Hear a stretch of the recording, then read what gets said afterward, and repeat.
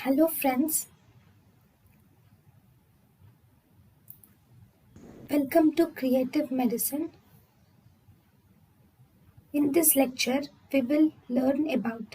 Hello friends, identify the instrument. So here you are seeing again serial diameters of this instrument. Here you can see small disc has the size increases, the disc size is increasing. Right? So what is this? This is an oval solid tip. This is a dilator. It has oval solid tip and this stem is narrow and it has narrow stem with oval solid tip, right? So what is this? This is Bake's bile duct dilator. It is Bake's bile duct dilator. So what is it used for?